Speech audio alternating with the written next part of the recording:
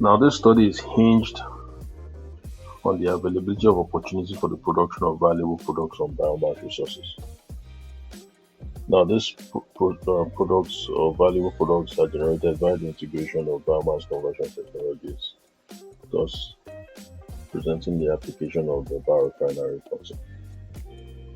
Now, in other words, the opportunities for the recovery or the generation of valuable fuels of butanol ethanol, for instance, using carbon sources like sugars, starches, glucose, cellulose, these feedstocks, right?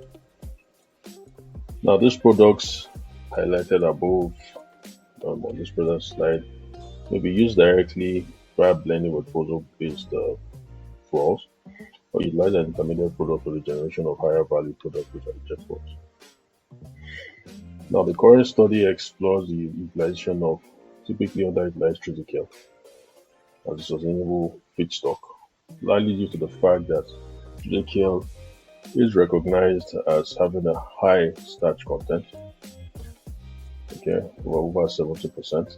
Triticale can be cultivated on very low quality marginal lands, implying that it cannot or should not compete with agricultural crops for land. Now we have a significant amount of such marginal land within South Africa, with as much as 100,000 hectares estimated to be present or available within the Western Cape area. Only. Clearly, the possibility of utilizing triticale as a sustainable feedstock for biofuel production may also serve to reduce the dependence on import fuel imports and energy imports, which will be advantageous to national security. Beyond this, we also observe that the utilization of triticale may also encourage the transition from a linear-based economy to a circular one. Given that triticale is typically acknowledged as a low nutrient feedstock that is used as a bedding material, um, possibly also as a filler. Now, rather than utilizing it as a filler or bedding material in the farms, triticale can be used as a feedstock to produce a high value product, thus preventing its disposal as a low value stream.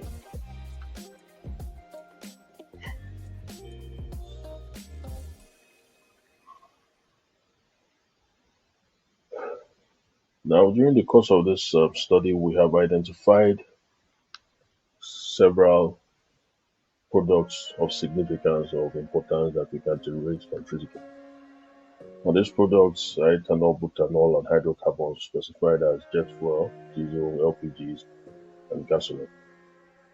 Now, the biochemical and the thermocatalytic pathways have been um, comparatively assessed using the minimum fuel energy price, which is a metric that tries to or attempts to negate the effects of the or incorporate rather the effects of the high heating value of the fuels so as to avoid the results or the conclusions obtained from the result being skewed unnecessarily.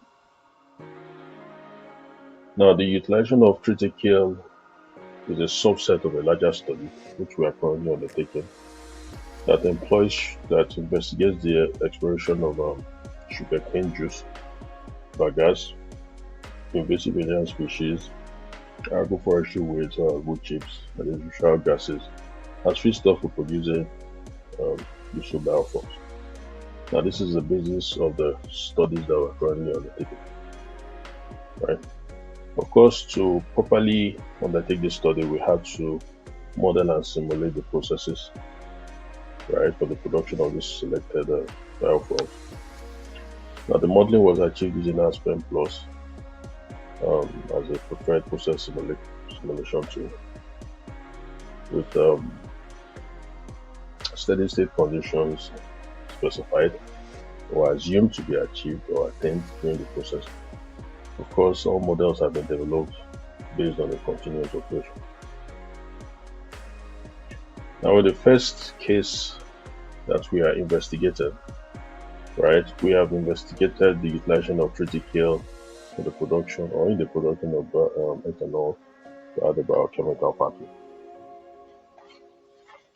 Now, as shown in figure 2, we see that the triticale is initially grinded, finely grinded, then mixed with water to achieve a solid loading of about 30% mass basis, and hydrolysis is undertaken to facilitate the production of glucose from starch.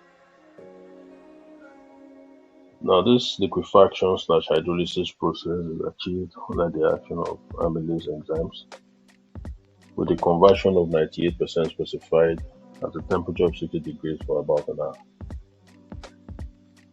The product stream is subsequently transferred to the fermentation reactor, where the fermentation of the generated glucose to produce ethanol is undertaken.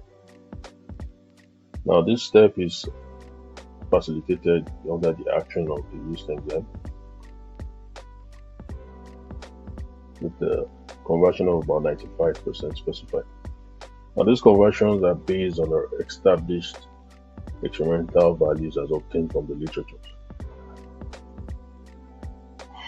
Now, the fermentation product is subsequently concentrated using stepwise distillation columns to produce ethanol at 91% concentration, which is further concentrated using molecular sieves to generate anhydrous ethanol. Of course, the bottoms of the beer column, which is the first distillation column, are utilized in the production of PDGs, which are the dry distilled grain solubles, which are also considered as a low-value feedstock for animals, farm animals, with the concentration of the stream achieved using a multi-stage concentrator as shown in figure 2. The next case that we considered was the biochemical butanol production process, in which, again as stated earlier before, the triticale feedstock is finely grounded, mixed with water, hydrolyzed, with the product sent to the fermentation reactor, where fermentation is undertaken under the action of BA101 strain microbe, which are microbes of the Clostridium species. Now, the fermentation under the action of this microbe will facilitate the production of acetone butanol and ethanol, right? The butanol being the target product in this case. Now, to enhance the ABE production, we have undergone in situ ABE stripping using CO2 in gas stripping. Right. Now, the recovered ABE is condensed, right? So that the recovered ABE within a solvent mixture is then recovered by liquid extraction, utilizing the extractants of 2-ethyl-1-hexanol to recover the ABE solvent from the solution. Now, to facilitate the recovery of acetone, ethanol, and butanol, stepwise distillation columns are implemented in Aspentos, right? By a stepwise distillation system. The next scenario that we considered was the thermocatalytic production of hydrocarbons. These hydrocarbons are specified earlier as LPGs, gasoline, jet fuels, and diesel. Now, very briefly, the ethanol products produced from the initially discussed process in figure 2 was utilized as a feedstock to produce the necessary hydrocarbons or the target hydrocarbons.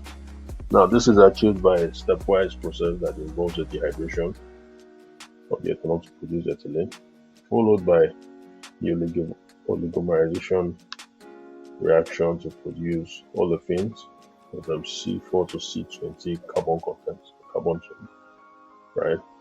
This is then followed by a hydrogenation reaction to produce paraffin. These paraffins are subjected to a distillation process, right, to produce the hydrocarbons that are required. Of course, in this case, we have tried to ensure that all systems are self-sufficient. So part of the fuels produced, in this case LPGs, utilized in the combustion system to generate sufficient energy to satisfy all on-site heating requirements. Finally, we have considered the thermocatalytic butanol production process, where the ethanol in this case is subjected to a so-called carbon-carbon coupling reaction, which is commonly referred to as a Goubert reaction, right, to produce butanol. Right, the butanol, the product stream is subsequently subjected to a flash tank, where the volatiles are removed, right, and also utilized again as an on-site fuel to produce or to satisfy the heating requirements of the system. Of course, the final product is concentrated using molecular sieves, right, with the butanol and heavy alcohols recovered using distillation column, right. Of course, the stepwise distillation process ensures that any unreacted ethanol is available for recycle in the system. Of course, the heavy alcohols in this case are essentially hexanol and octanol, right. Now, the carbon-carbon coupling reaction is achieved. In our case, we have utilized the heterogeneous catalyst, to ensure that this catalyst is recoverable and can be regenerated to reduce operating costs, right? Now, this catalyst is essentially a catalyst that facilitates a very fast catalytic process, irrespective of the fact that the phase is not the same as the phase of the reactant, right? This catalyst is specified as a hydroxypipite heterogeneous catalyst, and has been shown to have a fast reaction or facilitate a fast reaction time of about 1.78 seconds under a temperature of about 290 degrees and an atmospheric pressure condition of about a bar. Now, having undertaken the study, the results of the techno-economic assessment are presented in Figure 6. Now, Figure 6 shows that the process described in case D is the most expensive process overall in terms of the capex, with the process described in case A, which is the ethanol production process, considered the lowest cost process. Now, this observation is not unexpected given that there is increasing complexity between the cases A to B. Of course, higher temperature processes such as the thermocatalytic processes require higher temperature resistant reactors and vessels, implying that higher costs may be required for those premium quality stainless steel reactors. Now, our results also show that based on the minimum fuel energy prices, that the least viable is actually case B, which is the biochemical butanol production process under the action of the Clostridium microbe. Okay, with case A obviously being the most desirable, given that you have lower processing steps. And of course, case D, case C being D being the next most favorable, as is before the catalytic butanol production process, and of course followed by case C, which is the process for jet fuel production. Now, what is the conclusion of all this study? I've just stated, the most favorable economic pathway for triticale conversion to biofuel typically is just to produce bioethanol. Right, now the least economically favorable pathway is producing butanol, okay, biochemically. Of course, as I stated earlier in earlier slides above, we are still investigating the possibility of utilizing other feedstocks in the production of biofuels.